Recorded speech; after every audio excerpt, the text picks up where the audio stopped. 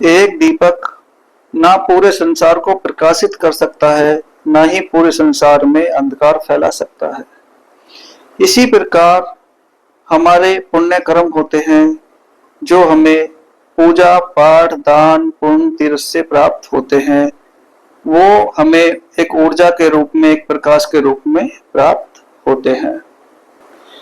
उन पुण्य कर्मों के द्वारा जो हमें ऊर्जा प्राप्त होती है, उस ऊर्जा को हम अपनी इच्छाओं में लगा देते हैं, अपने कार्यों में लगा देते हैं, अपनी मन्नतों में लगा देते हैं कि हमारा ये कार्य हो जाए, हमारा ये कार्य हो जाए।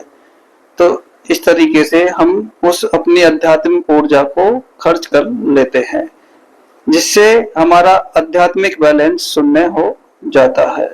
इसे इस प्रकार समझे कि जैसे आपने रुपया पैसा कमाया, जो भी कमाया उसे अपने खर्चों में लगा दिया और आपका बैलेंस शून्य हो गया। इसी तरह से ये हमारा आध्यात्मिक बैलेंस होता है, जिसे हम जो पूजा पाठ दान पुण्य को द्वारा कमाते हैं और उसे अपनी इच्छाओं में खर्च कर लेते हैं।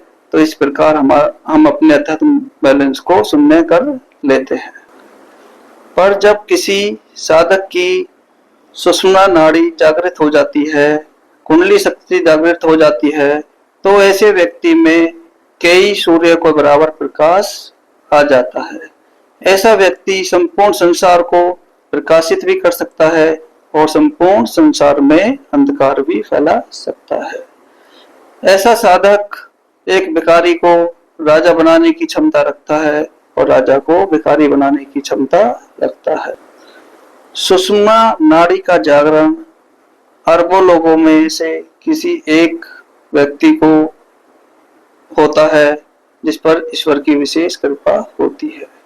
सुषुम्ना का जागरण जो है एक जन्म की साधना से नहीं हो पाता, इसमें पिछले कई जन्मों की साधना साथ चलती है, जब ये उपलब्धि उसे हासिल होती है। अगर मेरी सुषुम्ना नाड़ी जागृत है, मेरे कुंडली चक्र जागृत है, माँ काली के चरणों में मेरी सच्ची भक्ति है, तो मेरे कहे हुए ये वचन 100% फलीभूत होंगे।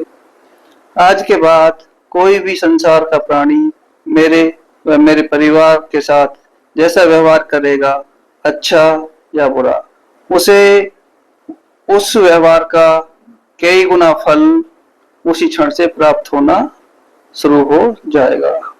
जय माँ भवानी, जय माँ काली।